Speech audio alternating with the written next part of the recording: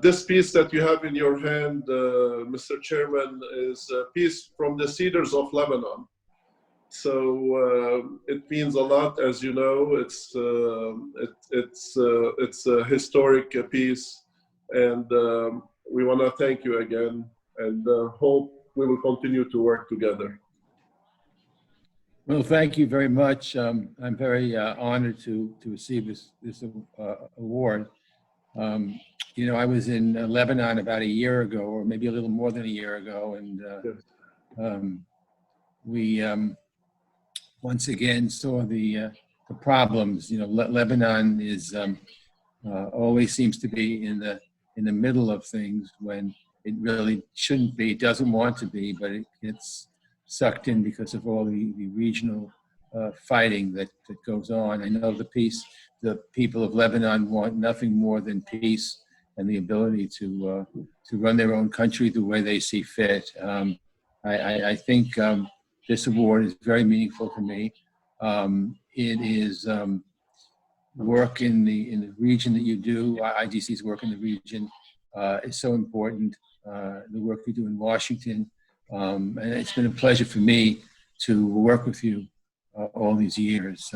It's lovely to get this award, and I really, really appreciate it. But we're going to still continue to work together in Congress, out of Congress. It doesn't matter.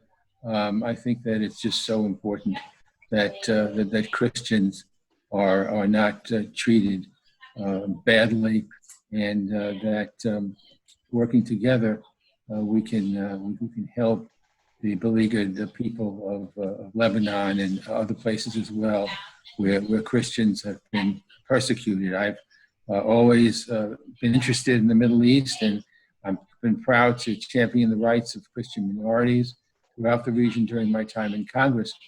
About 10 or 12 years ago, General Aoun came to visit me in Washington. We went outside and we planted a tree, a Cedars of Lebanon tree, which was a little tiny thing, probably about 3 feet tall. And that tree has grown to be the biggest tree. It's right by the Capitol grounds, and it's now the biggest tree in the Capitol grounds. It really just grew so incredibly big in such a short period of time, and that's how I hope that the people who have been persecuted will grow and throw off the persecutors. As I said, I've been proud to champion the rights of Christian minorities during my time in Congress, because the communities, the Christian communities, have a deep and rich history tracing back thousands upon thousands of years.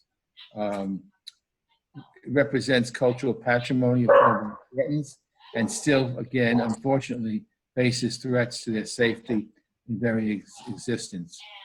From supporting an independent and sovereign Lebanon, free from Syria's influence, to advocating for religious minorities in Iraq and elsewhere in the region, I've worked to alleviate the suffering and oppression of Christians, and to make sure the world doesn't turn a blind eye to in the face of this horrendous human rights abuses that we've seen in recent years. It really should not be tolerated by anybody. I continue to urge the United States to support Lebanon as it faces the challenges of COVID and continues to recover from the Beirut port explosions. And I was proud to pass HRES 1077 out of our committee in September, which expresses support for a strong U.S.-Lebanon relationship. So again, thank you for this kind of award. Thank you for all the important work you do, whether I'm in Congress or out of Congress. I'll always work with you for freedom, for Christians, freedom for everybody, frankly, but freedom for Christians and freedom for the Lebanese people. I think it's very important that we not forget about it and move on to the next thing.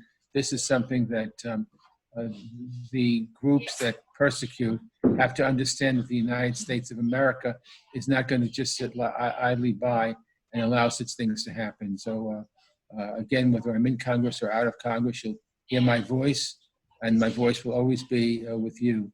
From the Syria Accountability Act to all the other acts that I've written, that we've passed, I believe we've made a difference in the Middle East. There's still a long way to go, and obviously we have to continue to move in the right direction.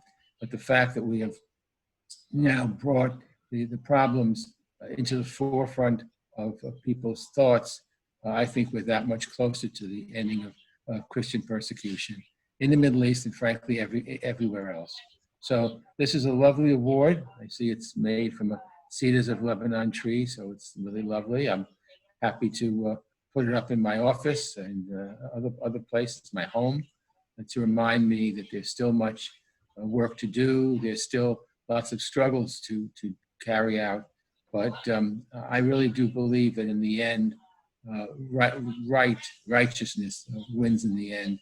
And certainly the plight of the Christians here is something that will end. It will end because the United States and other freedom-loving countries will not allow it to continue to take hold.